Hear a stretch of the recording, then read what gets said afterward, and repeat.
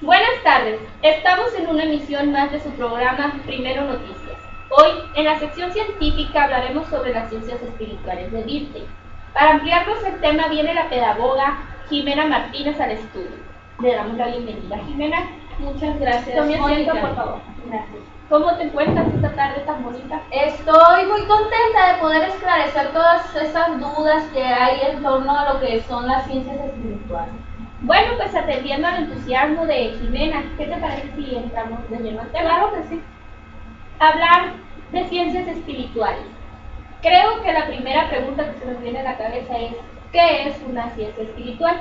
Mire, es la ciencia que integra pues lo que no cabe en lo que es la estructura de la razón pura, por ejemplo, las dimensiones afectivas. Dimensiones afectivas. Claro, porque los afectos, las emociones, tienen mucha influencia en cómo percibimos las cosas o en cómo actuamos. Una vez ya teniendo claro lo que es una ciencia espiritual, ¿nos podrías decir qué es una ciencia natural? Claro, incluso es muy importante definirla para poder ver lo que son las diferencias entre ambas. Una ciencia natural es el conjunto de proposiciones cuyos elementos son conceptos, es decir, pues están perfectamente determinados, constantes en todo el complejo del pensamiento y universalmente válidos, cuyas relaciones están fundadas en lo que es una totalidad con el fin de su comunicación, porque pues es una parte constitutiva de la realidad, pensada en su integridad mediante esta combinación de proposiciones. Bueno, entonces, atendiendo a lo que es una ciencia social y a lo que es una ciencia natural, ¿cuál sería entonces la discrepancia entre ambas? Pues que las ciencias naturales investigan lo que es el mundo natural que nos rodea, utilizando la razón instrumental. Por otro lado, la ciencia del espíritu estudia al hombre tomándolo como él mismo se concibe, es decir, alma, conciencia y espíritu. Entonces, ¿ha de existir una separación radical de ambas ciencias? No, es solo una separación de campos, ya que se entrecruzan, viene siendo solamente una separación de pensamiento y método.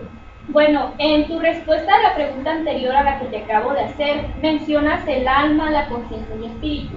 Lo podríamos entender como elementos subjetivos. La teoría de Dilthey se centra un poco en la subjetividad del hombre. ¿Qué nos podrías decir al respecto? Bueno, el ser humano es un ente con voluntad, con afectividad, con imaginación, que pues a fin de cuentas es lo que lo caracteriza.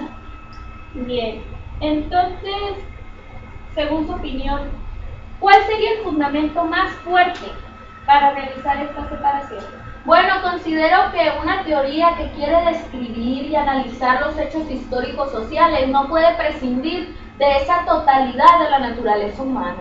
Ahora, atendiendo a lo que ya nos mencionó sobre una ciencia natural, una ciencia social, una ciencia espiritual, perdón, y que no están separadas la una del otro, ¿cuál sería su concepto de ciencia? Bueno, un modo que no solo dé cuenta de los fenómenos propios de la naturaleza, caracterizado por una cierta regularidad de los fenómenos que permite predecir ciertos acontecimientos, sino un modo en el cual la ciencia permite comprender el fundamento de las relaciones que dan sentido a lo que es el mundo natural. Bueno, muchas gracias. Dilthey, le da cierta importancia a lo que son las experiencias en su explicación del por qué una ciencia espiritual. ¿Qué nos podría decir al respecto? Bueno, las experiencias no solo deben ser el punto de partida para obtener el conocimiento de la naturaleza, sino también el ámbito donde efectivamente se muestra el mundo interior del ser humano. Cabe señalar que de la reflexión sobre la vida nace la experiencia de la vida. En ella se concibe un saber objetivo y general, pues los sucesos singulares provocados por nuestros impulsos y los sentimientos en su confluencia con el ambiente y el destino, así como la naturaleza humana, es siempre la misma. También los rasgos fundamentales de la experiencia de la vida son comunes en todos. Bueno, entonces, una vez al conocer la importancia de las ciencias espirituales, ¿usted cree que podría sustituir algún día las ciencias naturales? No, eso no es posible. De hecho, las ciencias del espíritu no suponen la abogación de lo que son las ciencias de la naturaleza, sino por el contrario, lo que es su inclusión, pero con un límite.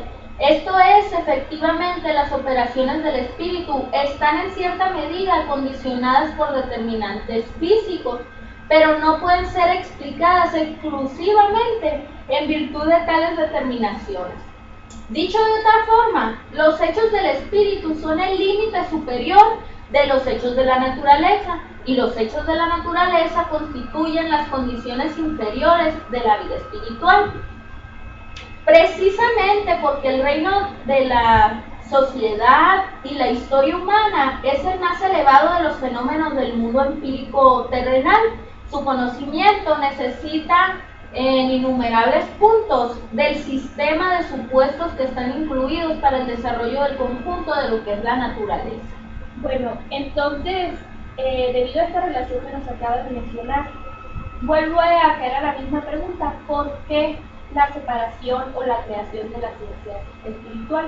Bueno, el motivo del que arranca el hábito de separar estas dos ciencias como unidad de la naturaleza radica en la hondura y en la totalidad de la autoconciencia humana, intactas aún por las investigaciones sobre el origen de lo espiritual. Encuentra el hombre en esta autoconciencia una soberanía de lo que es la voluntad, una responsabilidad de los actos, una facultad de someterlo todo al pensamiento y resistir a todo encasillado en la libertad de su persona, por las cuales se distinguen de la naturaleza entera. Bueno, pues está muy interesante el tema, pero pues se nos está agotando el tiempo. ¿Algún comentario que desees agregar para finalizar? Bueno, para finalizar quisiera decir que la comprensión del mundo es lo que cada uno de nosotros somos con los otros.